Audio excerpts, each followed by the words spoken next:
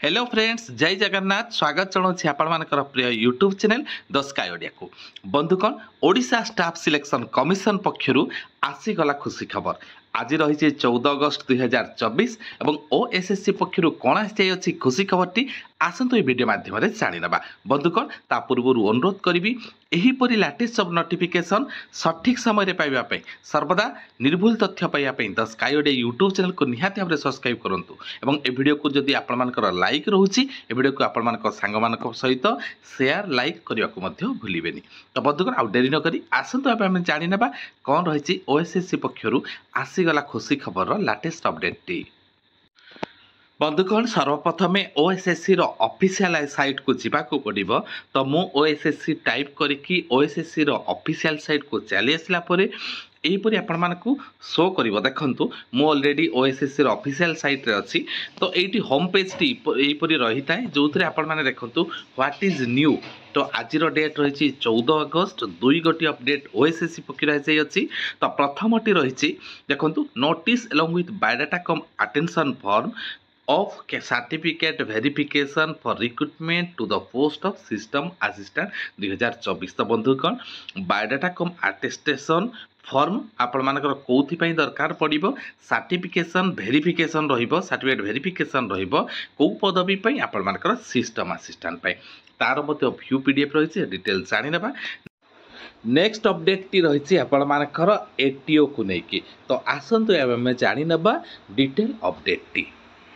प्रथम अपडेट गुड़िक देखो प्रथम अपडेट टी कौन रही notice regarding certificate verification for recruitment to the post of system assistant 2024 तो मुझे जनइली जो मैंने भी क्वालिफाई करते तांकर वर्तमान सर्टिफिकेट वेरिफिकेशन पाई नोटिस टी ओएसएससी पक्षर जारी करा जाय अछि डेट नोटिस नंबर देखि रखंतु आज डेट रही तो आपर डॉक्यूमेंट वेरिफिकेशन टी आपर रहिबो 20/8/2024 एड्रेस रही आपर देखंतु office of the commissioner at unit 2 Bhubaneswar जो थे आपण 10 घटिकार आपण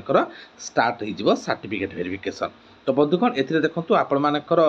एडमिशन लेटर टी आपण कमिशनर वेबसाइट रू 16/8/2024 ऑनवर्ड्स आपण पाइपर एसत आपण बायोडाटा कम अटेंशन फॉर्म देखो निम्न रे दिया जाय अछि याकू आपण आमर the sky Odia YouTube channel रो आपण टेलीग्राम चैनल रे आपको पाइबे आपण माने डायरेक्ट लिंक दिया है पीडीएफ को पाइबे बायोडाटा कम अटेंशन फॉर्म को भरिकी निर्धारित जगार आपण माने 10 घटिका सुधा पहुँची जावा आवश्यक तो ए रहिला प्रथम update T next update T रही आपण मानकर एटीओ बा असिस्टेंट ट्रेनिंग ऑफिसर को लेकिन तो बंधुगण देखो नोटिस टी रही कौन the candidate bearing the following roll number are shortlisted against SC women category in ATO और fitter trade post due to non available to SC women candidate vide notice number तो बंधुगण देखो 11 जनकर से मैंने पुणी थे एससी ओमेन कैटेगरी से लिस्ट काढ़ी एटीओ जो थे नॉन अवेलेबिलिटी रही ए शॉर्टलिस्टेड रही एमानकर कटअफ दि जाए देखु 73.25 जो थी 11 गोटी एससी ओमेन मानकर ओएसएससी पक्षर आज एटीओ पुणी थे सिलेक्शन रही तो किपरि लागिला आपण मानकर अपडेट टी मतामत अपेक्षा रही बर्तमान नमस्कार जय जगन्नाथ।